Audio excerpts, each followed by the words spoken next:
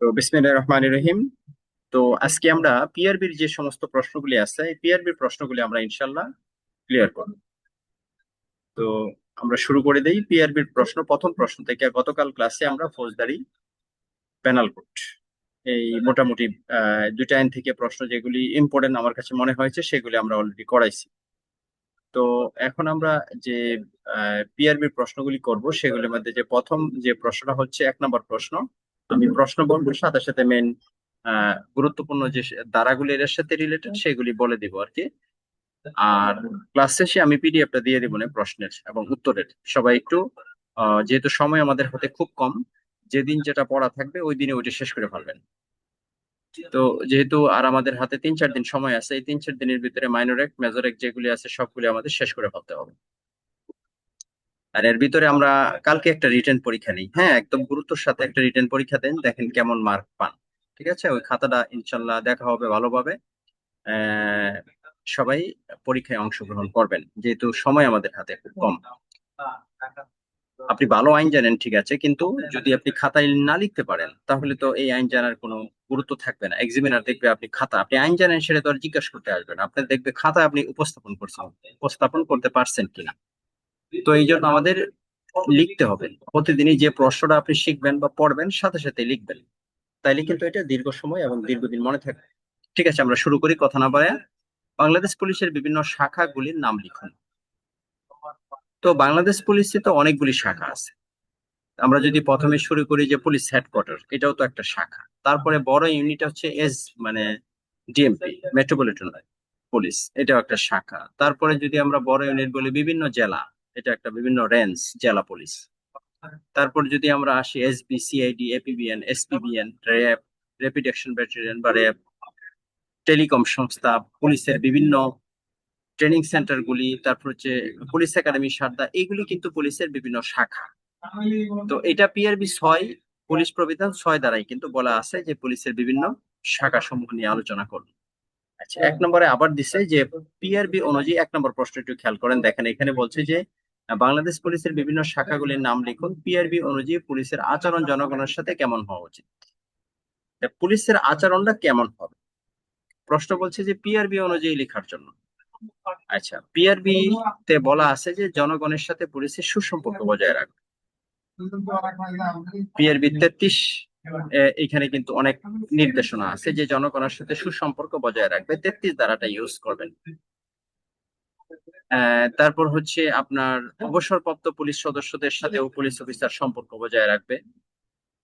আর পুলিশের আচরণটা কেমন হবে, যেমন যখন পুলিশ গ্রেপ্তার করবে তখন নারী বা শিশু থাকলে তাদেরকে হাত করা পরাবে না, এটাও কিন্তু একটা আচরণের অংশ। এবং গ্রেপ্তারকৃত আসামিকে মানবাধিকার দিকে খেয়াল রাখবে, এটাও তো একটা আচরণের অংশ। বাংলাদেশ সংবিধানের 33 অনুচ্ছেদে বলা আছে, তারপর মানবাধিকার ঘোষণাপত্র 9 এই বিধিতে বলা আছে গ্রেপ্তার সম্পর্ক বিধিবিধান।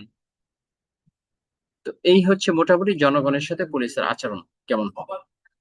আচ্ছা, ইহা খেলাপের শাস্তি কি। আবার পুলিশ হেফাজতে আসামিকে নির্যাতন করা যাবে না, এটাও কিন্তু একটা খেয়াল রাখতে হবে। যে পুলিশ আইনের 29-এর 7 কলামের মধ্যে আছে যে গ্রেপ্তারকৃত আসামিকে নির্যাতন করা যাবে না। অর্থাৎ জনগণের সাথে যে রিলেটেড, জনগণের সাথে যে ব্যবহারটা কেমন হবে পুলিশের, এই সম্পর্কিত যে ধারাগুলি আছে সেখানে ইউজ করবেন। ঠিক আছে, ইহা খেলাপের শাস্তি কি। খেলাপের শাস্তি তো যেহেতু বলছে পিআরবি অনুযায়ী লিখতে, তাই না, কিন্তু পিআরবি অনুযায়ী লিখলেও পুলিশ আইনটা আসবে 7 এবং 29, এটা কিন্তু থাকবে, হ্যাঁ।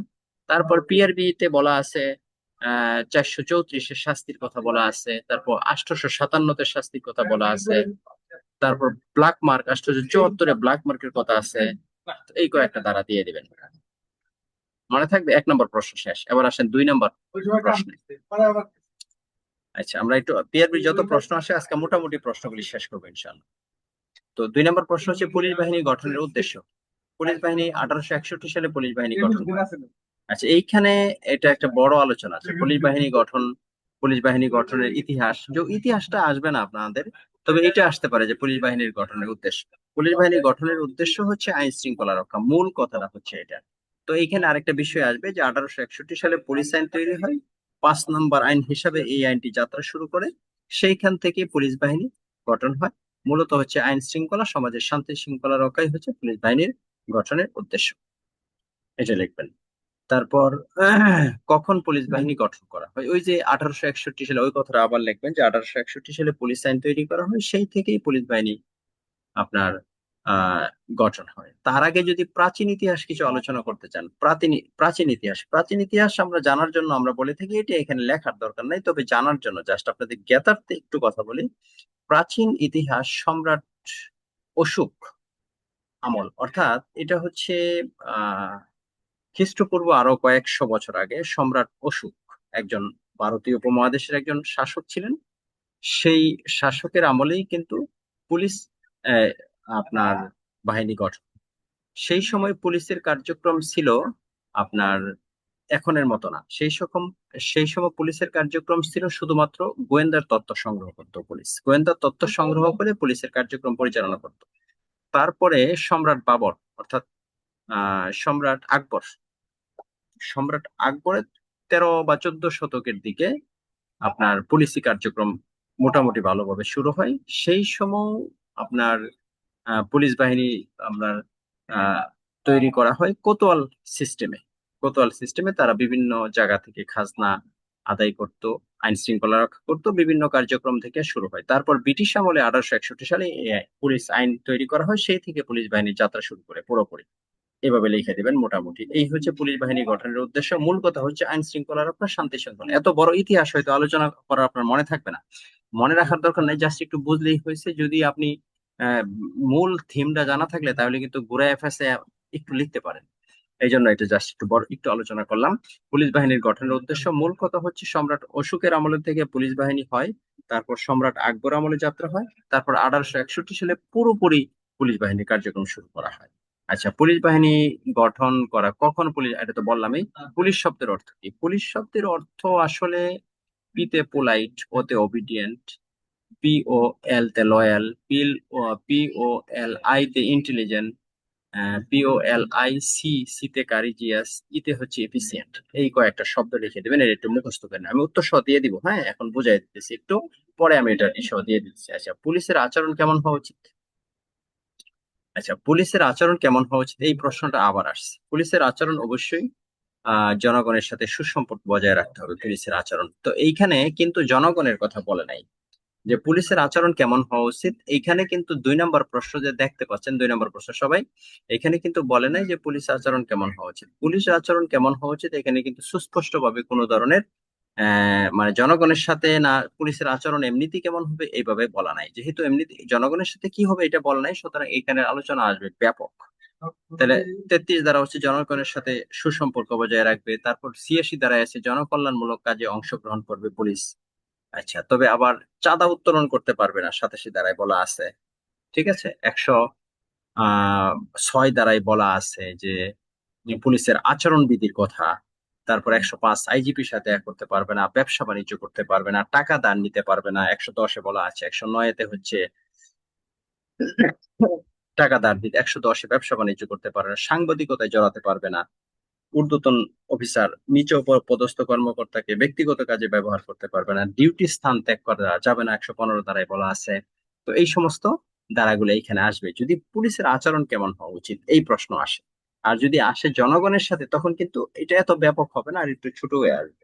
আশা করি 2 নম্বর প্রশ্ন সবাই বুঝতে পারতেছেন। এবার আসেন 3 নম্বর প্রশ্ন। হইচই বিজ্ঞাপন কি? এটাকে কয়েকটা ভাষা, হইচই বিজ্ঞাপন আমরা বলি যে হিউ অ্যান্ড ক্রাই নোটিশ। আচ্ছা, হিউ অ্যান্ড ক্রাই নোটিশটা কি? হইচই বিজ্ঞাপন, হইচই বিজ্ঞাপনটা হচ্ছে আহ কোনো মাদক দ্রব্য, পুলিশ হেফাজত থেকে কোনো আসামি পলায়ন করলে, ডাকাতির কোনো মালামাল উদ্ধার ইত্যাদির ক্ষেত্রে যে পার্শ্ববর্তী থানাসমূহে যে নোটিশ দেয় পুলিশ অফিসার, তাকে বলা হয় হইচই বিজ্ঞাপন। মানে এই সমস্ত জিনিসগুলি উদ্ধার করার জন্য যে নোটিশ দিবে সেটা হচ্ছে হইচই বিজ্ঞাপন, PRB 250 বিধি। এটা কখন ইস্যু করা হয়? তাহলে কখন ইস্যু করা হয় এটা তো সংজ্ঞার মধ্যে বলে দিছি। পুলিশ হেফাজত থেকে আসামি পলায়ন করলে, তারপর হচ্ছে মাদকের কোনো কিছু উদ্ধার, ডাকাতির মাল উদ্ধার, বার্গলারির মালামাল উদ্ধারের জন্য ইহা ইস্যু করা হয়। আচ্ছা, হইচই বিজ্ঞাপন পাওয়ার করণীয় কি, পাওয়ার পর করণীয় কি? পাওয়ার পর ওই যে পত্র প্রাপ্তি, পিআরবি 376 বিধি অনুযায়ী পত্র প্রাপ্তি রেজিস্টার আছে না, রিসিপ্ট রেজিস্টার এবং ডিসপাস রেজিস্টার, সেখানে এন্ট্রি করতে হবে। এরপর একজন মানে সাব ইন্সপেক্টরকে দায়িত্ব দিবেন এই সমস্ত মালামাল উদ্ধার করার জন্য, এবং থানায় যে সমস্ত কর্মকর্তা কর্মচারী আছে এবং চৌকিদার দফাদারকেও এই হইচই পাওয়ার বিষয়টি অবগত করবে। ঠিক আছে, এটা হচ্ছে থানার ভারপ্রাপ্ত কর্মকর্তার কাজ, যে একটা হইচই বিজ্ঞাপন আছে, একজন আসামি গ্রেপ্তার করতে হবে কিংবা ডাকাতির মালামাল উঠতে হবে, এই এই বিষয়ে। কারণ এটা যদি অবগত না করে তাহলে তো কেউ জানবে না, থানার ভারপ্রাপ্ত কর্মকর্তা তো সব খবর রাখতে পারবে না, এই জন্য অন্য অফিসারকে এবং চৌকিদার দফাদারকেও এই বিষয়টা অবগত করবে। এই হচ্ছে থানার ভারপ্রাপ্ত কর্মকর্তার কাজ। এবার আছেন 4 নম্বর প্রশ্ন, এএসআই এবং এসআই এর দায়িত্ব কর্তব্য লিখুন। কর্তব্য অবহেলা করলে এর শাস্তি কি? এএসআই এর দায়িত্ব কর্তব্য কি, প্রথমে আমরা আসি। এএসআই এর দায়িত্ব কর্তব্য হচ্ছে পিআরবি 290 বিধি, এটা তো আমরা জানি। তারপর হচ্ছে পিআরবি 207-এর ক, খ, গ, ঘ, এই 4টা হচ্ছে এএসআই এর দায়িত্ব কর্তব্য। আচ্ছা, এরপর হচ্ছে পিআরবি 216 এবং 217, এই যে গুরুত্বপূর্ণ রেল স্টেশন স্টিমার ঘাটে এএসআই দায়িত্ব পালন করবে। আহ, তারপর হচ্ছে আপনার পুলিশ আইনের 23 ধারা অনুযায়ী এএসআই দায়িত্ব পালন করবে। ঠিক আছে, তো এই কয়েকটা দ্বারা লিখে দিবেন। 220 স্যার, তো স্যার কোর্ট অফিসার হিসাবে যে কোর্টের নথিপত্র রেজিস্টার লেখে স্যার। হ্যাঁ, অবশ্যই 420 আসবে, 420 আসবে, 420। আরো অনেকগুলি দ্বারা দেওয়া যায়, মোটামুটি এটি আপনার আহ লিখে ফেলবেন। আচ্ছা, এবার আসেন এসআই এর দায়িত্ব কর্তব্য। এখন এসআই এর দায়িত্ব কর্তব্য, এসআই এর দায়িত্ব কিন্তু সরাসরি কিন্তু পিআরবি তে কোথাও লেখা নাই যে এইটা, যেমন এএসআই এর দায়িত্ব কর্তব্য আছে পিআরবি 207-এ, 207-এর ক, খ, গ, এইখানে 4টে অপশন আছে, 4টে অপশন দিবেন এএসআই কর্তব্য। আচ্ছা, 190 দ্বারা দিবেন, এখানে কিন্তু 5টা লাইন হয়ে যাচ্ছে। ঠিক আছে, 420 দিবেন, তারপর হচ্ছে 216, 217, এখানে কিন্তু 7-8টা পয়েন্ট হয়ে যাচ্ছে এইখানেই। সেটা সময়ের উপর ডিপেন্ড করবে, আপনি প্রশ্নটা কত বড় করবেন, মার্কের উপর ডিপেন্ড করবে। এরপরে আসি আমরা এসআই এর দায়িত্ব কর্তব্য। এসআই এর দায়িত্ব কর্তব্য কি, এটা সরাসরি পিআরবি তে কোথাও লেখা নাই, তবে আপনার খুঁজে খুঁজে লিখতে হবে। আচ্ছা, প্রথমে দিবেন পিআরবি 205, থানার ভারপ্রাপ্ত কর্মকর্তার অনুপস্থিতিতে এসআই থানার ভারপ্রাপ্ত কর্মকর্তার দায়িত্ব পালন করবে 205। এরপর 206-তে হচ্ছে ডিউটি অফিসারের দায়িত্ব পালন করবে। ঠিক আছে, আবার 255-তে তদন্ত করবে এসআই। এই যে 3-4টা পয়েন্ট হয়ে গেছে। আচ্ছা, এরপর হচ্ছে আপনার কোর্টে দায়িত্ব পালন করবে 419-এ। আচ্ছা, তারপর হচ্ছে পুলিশ আইনের 23 ধারা অনুযায়ী সে দায়িত্ব পালন করবে। তারপর 24 ধারা অনুযায়ী কোনো আপনার অবগত করবে কোনো অপরাধ সম্পর্কে ম্যাজিস্ট্রেটকে। তারপর পুলিশ আইনের 34-34-এর ক ধারা অনুযায়ী সংশ্লিষ্ট অপরাধের ক্ষেত্রে বিনা পণে গ্রেপ্তার করবে এসআই বা সার্জেন্ট। তো এই হচ্ছে আপনার এসআই এর দায়িত্ব কর্তব্য, এটা খুঁজে খুঁজে বার করে লিখতে হবে। আমি অলরেডি উত্তরগুলি লিখে সবগুলি দিয়ে দিব পিডিএফ এ, সবগুলি অন্তত একবার করে চোখ বুলাবেন, সবাই একবার করে দেখে যাবেন। তারপর আপনার কাছে যে প্রশ্ন ইম্পর্টেন্ট মনে হয় একটু লেখার চেষ্টা করবেন প্রতিদিনই। এখন 2 4 5 10 20টা প্রতিদিনই এখন লিখবেন, যে সময় খুব তো কম, আমাদের হাতে 3 4 দিন সময় আছে মাত্র। আর যারা এএসআই দিবেন তাদের হাতে একটু সময় আছে অবশ্য, আর যতদিন তারা সময় পাচ্ছেন, কিন্তু সময় পাইলেও তো এটা সবার জন্য প্রযোজ্য না। আচ্ছা, এবার আসেন এসে হিস্ট্রি শিট। হিস্টোরি শিট কাকে বলে? ইতিহাসের পাতা, যেটাকে আমরা বাংলায় বলি, এটা হচ্ছে পিআরবি 401-এ হিস্টোরি শিটের কথা আছে। হ্যাঁ, আচ্ছা, কাদের নামে হিস্টোরি শিট কাকে বলে? হিস্টোরি শিটটা হচ্ছে গ্রামের মধ্যে যারা অপরাধ করে বা গ্রামের অপরাধী সাজাপ্রাপ্ত ব্যক্তি তাদের নামে যে মানে শিট খোলা হয় তাকে হিস্টোরি শিট বলা হয়। যে এখানে সংজ্ঞাটা হিস্টোরি শিটের সংজ্ঞা। আচ্ছা, কাদের নামে হিস্টোরি শিট খোলা হয়? এটা হচ্ছে সাজাপ্রাপ্ত ব্যক্তি, সন্দেহজনক আসামি, তাদের নামে হিস্ট্রি শিট খোলা হয়। আচ্ছা, কে হিস্ট্রি শিট খোলার আদেশ দিতে পারেন? Police super. Police super history sheet খোলার আদেশ দিতে পারেন। এটা হচ্ছে কত, পিআরবি 401-এ বলা আছে। এই সম্পর্কে পুলিশ অফিসারের করণীয় কি? এই সম্পর্কে পুলিশ অফিসার হিস্ট্রি শিট যদি খোলা লাগে, সেই ক্ষেত্রে থানার ভারপ্রাপ্ত কর্মকর্তা এএসপি সার্কেলকে অবগত করবে হিস্ট্রি শিট খোলার জন্য এবং হিস্ট্রি শিট খুলতে নির্দেশ দিবে। তারপর হিস্ট্রি শিট তাৎক্ষণিকভাবে খোলার প্রয়োজন হলে এএসপি সার্কেল হিস্ট্রি শিট খোলার অনুমতি দিবেন, কিন্তু পরবর্তীতে পুলিশ সুপার যখন থানা পরিদর্শন করতে আসবে তখন তার নিকট থেকে অনুমতি করায় নিতে হবে। এই হচ্ছে পুলিশ অফিসারের করণীয়। ও সবগুলি 401 তারা। আবার 401-এর ক, খ, গ এভাবে যদি আলাদা আলাদা লিখতে পারেন এটা ভালো হয়। আর যদি আলাদা মনে না থাকে সবগুলি 401 একসাথে নিচে দিয়ে দিলে হবে, অসুবিধা নেই। আচ্ছা, তারপর হচ্ছে ভিলেজ ক্রাইম নোট বলতে কি বোঝেন? ভিলেজ ক্রাইম নোট গ্রামের, এই ভিলেজ ক্রাইম নোটগুলোর এখন অবশ্য কার্যকারিতা নাই। আচ্ছা, এখানে যারা কর্মরত যারা আছেন, মানে বিভিন্ন থানায় অনেকেই কর্মরত আছেন, ভিলেজ হিস্টোরি কি লেখে কেউ কোনো থানায় আপনাদের জানা মতে? বিসিএনবি লেখে এখন তার জানা মতে কারো যারা থানায় আছেন? মনে হয় না আমার কোনো থানায়। না স্যার, সিডিএমএস এর মাধ্যমে সিডিএমএস, কাজ করে স্যার। সিডিএমএস জি স্যার। এটা লেখা লিপিবদ্ধ হয় না। হিস্ট্রি শিট যদিও লিপিবদ্ধ হয় না, তথাপিও প্রশ্ন যদি এসে যায় তাহলে তো আপনার উত্তর দিতে হবে, তাই না? উত্তর তো দিতে হবে প্রশ্ন এসে গেলে। এই জন্য আমাদের এটা নিয়ে একটু ধারণা নিতে হবে যে ভিলেজ ভিলেজ ক্রাইম কি। আচ্ছা, ভিলেজ ক্রাইম নোট হচ্ছে গ্রামের অপরাধী, ওই যে হিস্ট্রি শিটের মতোই ভিলেজ গ্রামের মধ্যে যে সমস্ত লোক অপরাধ করে তাদের যে অপরাধ সংক্রান্ত তথ্য, সাজাপ্রাপ্ত ব্যক্তি, সন্দেহভাজন ব্যক্তি, গ্রামের যত কিছু আছে সব এই রেজিস্টারের মধ্যে লিপিবদ্ধ করা হয়, তাকে বলা হয় বিসিএনবি, ভিলেজ ক্রাইম নোট। উহার বিভিন্ন অংশগুলোর নাম লিখুন। হিস্ট্রি শিটের 5টা অংশ: অপরাধী রেজিস্টার, অপরাধ প্রমাণ রেজিস্টার, গ্রামের তথ্য তালিকা, সূচিবদ্ধ পত্র, ইতিবৃত্ত। এই হচ্ছে 5টা হচ্ছে হিস্ট্রি শিটের অংশ। এই অংশ 5টা মুখস্থ করে নেবেন। আজকে জাস্ট আমি একটু বুঝাই দিতেছি, তারপর পিডিএফ দিব সুন্দরভাবে। এটা হিস্ট্রি শিট যে প্রত্যেকটা প্রশ্ন টাচ করবেন এবং মুখস্থ করে নেবেন। কয়েক ঘন্টা যদি পড়েন, 2 3 4 ঘন্টা যদি পড়েন, তাহলে পিআরবি প্রশ্নগুলি শেষ হয়ে যাবে। ঠিক আছে? তারপরে আমরা সব একসাথে, কিছু প্রশ্ন আছে সব আইনের একসাথে ধরবো। এটা এটা পরে, এটা 2 1 দিন যাক, আমরা শেষ করে নিই আগে। আচ্ছা, ভিলেজ ক্রাইম নোট গেল গেল। তারপর পুলিশ অফিসার কোন কোন ক্ষেত্রে আগ্নেয়াস্ত্র ব্যবহার করতে পারে? এটা তো আমরা আগে পড়াইছি যে পুলিশ অফিসার কোন কোন ক্ষেত্রে আগ্নেয়াস্ত্র ব্যবহার করতে পারে। পুলিশ অফিসার আগ্নেয়াস্ত্র ব্যবহার করতে পারে 3টা ক্ষেত্রে। আবেগ, সহজ ভাষায় যেটা হচ্ছে আত্মরক্ষার ক্ষেত্রে। পিআরবি 153 খ, হ্যাঁ 153 খ, 153 খতে হচ্ছে আবেগের ক্ষেত্রে আগ্নেয়াস্ত্র ব্যবহার করতে পারে। আতে হচ্ছে আত্মরক্ষা, 153 খতে হচ্ছে আত্মরক্ষার ক্ষেত্রে 96 থেকে 100। আচ্ছা, এরপরে হচ্ছে আতে আত্মরক্ষা, বেতে হচ্ছে বেআইনি সমাবেশ 127 128।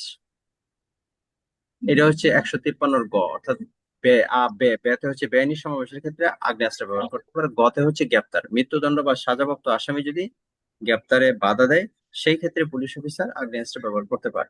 এটা 153 খ, গ, ঘ, এই কয়েকটা অপশন মনে থাকবেন, এটা খুবই সহজ। আচ্ছা, আগ্নেয়াস্ত্র ব্যবহারের পূর্বে পরে পুলিশ অফিসারের করণীয় কি? নিয়মটা হচ্ছে আগ্নেয়াস্ত্র ব্যবহারের পূর্বে পুলিশ অফিসারকে অবশ্যই সতর্কবাণী দিতে হবে। সতর্কবাণী না দিয়া পুলিশ অফিসার আগ্নেয়াস্ত্র ব্যবহার করবে না, 154 ধারায় বলা আছে। এবার আসলে আগ্নেয়াস্ত্র ব্যবহারের পরে করণীয় কি? 156তে সুস্পষ্টভাবে নির্দেশনা দেওয়া আছে। আগ্নেয়াস্ত্র ব্যবহার করার পর যদি কোনো ব্যক্তি আহত থাকে দ্রুত হাসপাতালে পাঠাইতে হবে, নিহত থাকলে দ্রুত মর্গে পাঠাইতে হবে। আচ্ছা, আর গুলি কি পরিমাণ ইউজড হয়েছে সেটার একটা রিপোর্ট তৈরি করতে হবে। রিপোর্ট সেটা কর্তৃপক্ষের নিকট জমা দিতে হবে। এই হচ্ছে আগ্নেয়াস্ত্র ব্যবহারের পর এবং আগ্নেয়াস্ত্র ব্যবহারের পূর্বে কি কি কাজ করতে হবে পুলিশকে। আশা করি সবাই বুঝতে পারছেন প্রশ্নটা। আচ্ছা, এরপরে আমরা আসি আগ্নেয়াস্ত্র ব্যবহারের পূর্বে, পরে এবং আগ্নেয়াস্ত্র ব্যবহারের পরে করণীয় কি, এটা হয়ে গেছে। আচ্ছা, এবার আসেন পরে বলছে যে কনস্টেবল কি আগ্নেয়াস্ত্র ব্যবহার করতে পারে? উত্তর হ্যাঁ অথবা না। কনস্টেবল আগ্নেয়াস্ত্র ব্যবহার করতে পারে। কোন ক্ষেত্রে পারে? ওই যে 153 খ, গ, ওই যে আবেগ। ঠিক আছে, এই ক্ষেত্রে আগ্নেয়াস্ত্র ব্যবহার, মূল কথা লিখে দেবেন যে কনস্টেবল, এত বড় করে লেখার দরকার নাই যে পুলিশ অফিসার কনস্টেবল আগ্নেয়াস্ত্র ব্যবহার করতে পারে। ঠিক আছে? আচ্ছা, 153 দিয়ে দিবেন। তারপর আরেকটু যদি বড় করতে চান, আত্মরক্ষার ক্ষেত্রে আগ্নেয়াস্ত্র ব্যবহার করতে পারে 96 থেকে 100। আচ্ছা, এরপরে আসেন আহ থানায় মূল্যবান রেজিস্টার গুলো কি কি? থানায় মূল্যবান রেজিস্টার তো আমরা জানি যে জেনারেল ডায়েরি থেকে যদি শুরু করেন, তারপর 377 জেনারেল ডায়েরি আমরা জানি। তারপর হচ্ছে রিসিপ্ট রেজিস্টার 376। তারপর হচ্ছে সম্পত্তি রেজিস্টার 379, 380 খতিয়ান রেজিস্টার। তারপর হচ্ছে বিসিএনবি হিস্টোরি শিট, ডিউটি রেজিস্টার 908, পরিদর্শন রেজিস্টার। তো এই হচ্ছে আপনার মোটামুটি যে কয়েকটা রেজিস্টার, আর এমনও হয়তো থানার যে কয়েকটা রেজিস্টারের নাম লিখুন, আবার এমনও কোনো সময় প্রশ্ন আসে থানায় 5টা রেজিস্টারের নাম লিখুন, এমনও প্রশ্ন এভাবে আসতে পারে। যেভাবে আসুক আপনি 5-7টা লেখা লিখে দিবেন। থানায় কিন্তু টোটালি 86টা রেজিস্টার লিপিবদ্ধ করা হয়। তো 86 রেজিস্টার, তো এতগুলা রেজিস্টার তো আর আপনি মনে রাখতে পারবেন না, 5-7টা লিখে দিলেই হইলো আর কি। যদি ইন্ডিকেট করে যে 5টা রেজিস্টারের নাম লিখুন, তখন 5টা রেজিস্টারের নাম লিখবেন। আচ্ছা, এরপরে আসেন, তো এইগুলির প্রয়োজনীয়তা কি? এখন এইগুলির প্রয়োজনীয়তা কি? এখন প্রয়োজনীয়তা যেহেতু বলছে, সুতরাং আপনি এটার দ্বারা কি দিবেন? এগুলি প্রয়োজনীয়তা কি? মামলা প্রমাণে, অপরাধ তদন্তে, অপরাধ মামলা তদন্তে, অপরাধ প্রমাণের ক্ষেত্রে এই রেজিস্টার গুলো খুবই গুরুত্বপূর্ণ ভূমিকা পালন করে। কি গুরুত্বপূর্ণ ভূমিকা পালন করে? ওই যে সাক্ষ্য আইনের 9, 35, সাক্ষ্য আইনের 74 ধারা মোতাবেক এই রেজিস্টার গুলো আদালতে গ্রহণযোগ্য। সুতরাং লিখে দিবেন যে এই রেজিস্টার গুলো প্রয়োজনীয়তা অপরিসীম। মনে থাকবে? এরপরে আসে অসৎ চরিত্র লোকদের তালিকা এ এবং অসৎ সুতের তালিকা বি বলতে কি বোঝায়? বিআরবি 343 এবং 344, এরুল বিরুল যেটাকে আমরা বলি। এরুল মানে কি? এরুল হচ্ছে আপনার থানা এলাকায় কোনো আসামি যদি অন্য থানায় গমন করে, এবং অন্য থানায় যদি গমন করে, এই তার সম্পর্কে খোঁজ নেয়ার জন্য আপনি যে পত্র ইস্যু করবেন সেটা হচ্ছে এরুল। মানে আপনার আসামি যদি অন্য থানায় চলে যায়, সন্দিগ্ধ ব্যক্তি যদি অন্য থানায় চলে যায়, তার খোঁজ খবর নেওয়ার জন্য আপনি যে পত্র ইস্যু করবেন সেটা হচ্ছে এরুল। আবার অন্য থানার কোন সন্দেহভাজন ব্যক্তি আপনার থানা এলাকায় এসে বসবাস শুরু করছে, মনে করেন যে 15 দিন, 20 দিন, 1 মাস ধরে একটা বাড়িতে বসবাস করতেছে, অন্য থানা এলাকার লোক, এর সন্দেহ মনে হইতেছে। এখন পুলিশ অফিসার ওর সম্পর্কে তথ্য জানার জন্য অন্য থানায় যে পত্র দিবেন সেটা হচ্ছে বিরুল। তাহলে এরুল এবং বিরুল আশা করি দুটোই বুঝতে পারছেন। 243 এরুল, 244 বিরুল। ঠিক আছে। ক্র্যাশ ম্যাপ বলতে কি বোঝেন? ইহা কি সকল মামলার ক্ষেত্রে তৈরি করা হয়? আচ্ছা, ক্র্যাশ ম্যাপ, ক্র্যাশ ম্যাপ হচ্ছে মামলা তদন্তকারী কর্মকর্তা ঘটনাস্থলে গিয়ে ঘটনার বিবরণ দিয়ে যে মানচিত্র তৈরি করেন সেটার নাম হচ্ছে ক্র্যাশ ম্যাপ। ক্র্যাশ ম্যাপটা হচ্ছে ঘটনার বিবরণ দিয়ে তৈরি করা লাগে। হ্যাঁ। আচ্ছা, পিআরবি 273 আর সাক্ষ্য আইনে 36 ধারা মোতাবেক এটা আদালতে গ্রহণযোগ্য। ইহা কি সকল মামলার ক্ষেত্রে তৈরি করা হয়? না, এটা সকল, এই দেখেন, আর 10 নম্বর প্রশ্ন নিজে একটু করে দেন। ক্র্যাশ ম্যাপ বলতে কি বোঝেন? ক্র্যাশ ম্যাপ বলতে মামলা তদন্তকারী কর্মকর্তা ঘটনাস্থল থেকে গিয়ে যে মানচিত্র তৈরি করেন সেটা হচ্ছে ক্র্যাশ ম্যাপ বলে। আচ্ছা, আবার ক্রাইম ম্যাপ কিন্তু আলাদা জিনিস। Crash map, crime map page বাজায় দিবেন না। আচ্ছা, ক্রাইম চার্ট বা ক্র্যাশ ম্যাপ, ওগুলি কিন্তু আলাদা আলাদা জিনিস। তাহলে ক্র্যাশ ম্যাপ হচ্ছে 273। ক্র্যাশ ম্যাপটা হচ্ছে মামলা তদন্তকারী কর্মকর্তা ঘটনাস্থলে গিয়ে ঘটনার বিবরণ দিয়ে যে মানচিত্র তৈরি করেন সেটা হচ্ছে ক্র্যাশ ম্যাপ। আচ্ছা, ইহা সকল মামলার ক্ষেত্রে তৈরি করা লাগে? না, এটা সকল মামলার ক্ষেত্রে তৈরি করা লাগে না। তবে গুরুত্বপূর্ণ মামলা যেমন খুন, ধর্ষণ, ডাকাতি, বার্গলারি, বড় বড় মামলার ক্ষেত্রে তৈরি করতে হয়। তবে এখানে কথা আছে, তদন্তকারী কর্মকর্তা যদি মনে করেন যে কোনো মামলার ক্ষেত্রে তৈরি করতে পারেন, তবে সব মামলার ক্ষেত্রে দরকার হয় না। আচ্ছা, ইহার সাক্ষ্য মূল্য। সাক্ষ্য মূল্য তো আগেই বললাম, সাক্ষ্য আইনের 36 ধারা মোতাবেক ক্র্যাশ ম্যাপ আদালতে গ্রহণযোগ্য। হয়ে গেল। এই 10 নম্বর প্রশ্ন শেষ করলো। 11 নম্বর প্রশ্নের দিকে তাকান। সিসি বলতে কি বোঝেন? সিসি সবাই আমরা জানি। সিসি হচ্ছে কোনো ডিউটিতে যাওয়ার পূর্বে কর্তৃপক্ষ প্রদত্ত যে ইস্যু করা আদেশনামাকে সিসি বলে। পিআরবি 163, পিআরবি 163-তে হচ্ছে সিসি। ঠিক আছে। আচ্ছা, পিআরবি 163-তে সিসি। আচ্ছা, ইহা কোন পদ নামে ইস্যু করা হয়? সাব ইন্সপেক্টর থেকে নিম্ন পদস্থ। কোন কোন ক্ষেত্রে ইস্যু করা হয়? যে কোনো ক্ষেত্রে, ডিউটিতে যাওয়ার পূর্বে, ছুটিতে যাওয়ার পূর্বে, কোনো ওয়ারেন্ট তামিলের ক্ষেত্রে, তল্লাশির ক্ষেত্রে এটা ইস্যু করা। ইহাতে কি কি বিষয় উল্লেখ থাকে? সিসি, ওই যে অফিসারদের নাম ঠিক নাম ঠিকানা, কি ডিউটি করবে, কোথায় ডিউটি যাবে, ইহা প্রদানের উদ্দেশ্য কি, প্রদানের উদ্দেশ্য হচ্ছে ডিউটি কখন গেল, কখন শেষ করলো ইত্যাদি জানা। আচ্ছা, এই গুরুত্বপূর্ণ রেল স্টেশন, স্টিমার ঘাটে কনস্টেবল এসআই নিয়োগ পদ্ধতি এবং দায়িত্ব এটা আমরা পড়াইছি। এই যে 200 আপনার 12, না সরি 216 217-তে আমরা কিন্তু পড়াইছি এটা, তাহলে এটা আর আলোচনা করবো না। আচ্ছা, এএসআই কি পোশাক পরিহিত অবস্থায় সিনেমা দেখতে পারেন? আচ্ছা, পোশাক পরিহিত অবস্থায় সিনেমা দেখতে পারেন, আবার পারেনও না। কোন ক্ষেত্রে পারেন এবং কোন ক্ষেত্রে পারেন না? অবশ্যই পুলিশ অফিসার 491 যদি ডিউটিতে যখন যাবে তখন অবশ্যই পোশাক পরিধান করবে। তবে সে যদি ডিউটি অবস্থায় থাকে সিনেমা হলে, সেই ক্ষেত্রে সিনেমা হলে সিনেমা দেখতে পারেন, কিন্তু ডিউটি ছাড়া পোশাক পরিহিত অবস্থায় 992, না সরি 952, 900 951-তে পোশাক পরিহিত অবস্থায় ডিউটি থাকলে পারবে, 952-তে ডিউটি না থাকলে পারবে না। আচ্ছা, তারপর হচ্ছে আসামি কি তার ব্যক্তিগত মালামাল বহন করতে পারে? আসামি তার ব্যক্তিগত মালামাল বহন করতে পারে, তবে 13 সেরের বেশি যেন না হয়। ঠিক আছে, 721-এ বলা আছে। আচ্ছা, হাত করার ব্যবহার, আসামি এক স্থান থেকে অন্য স্থানে নেওয়ার সময় কি হাত করা পরানো যায়? অবশ্যই পরানো যাবে। পিআরবি 330-এ হাত করা পরানো যাবে, তবে বৃদ্ধ আসামি হলে তাদেরকে পরানো যাবে না, অসুস্থ শিশু হলে। এবার আসেন 16 নম্বর প্রশ্ন। পুলিশ অফিসার মসজিদে নির্মাণের জন্য ব্যবসায়ীর নিকট থেকে চাঁদা দাবি করেন, তার এইরূপ কাজের বৈধ আছে কি? আচ্ছা, আহ চাঁদা চাঁদা আদায় করতে পারবে না, 87 ধারায় বলা আছে চাঁদা আদায় করতে পারবে না। ঠিক আছে, এটা কাজ বৈধ না। আচ্ছা, 17 নম্বর, খুনসহ ডাকাতি মামলা এজাহারভুক্ত আসামি 10 বছরের কারাদণ্ড হয়েছে, এই সংশ্লিষ্ট থানার কোন কোন রেজিস্ট্রারে ইহা লিপিবদ্ধ করবেন?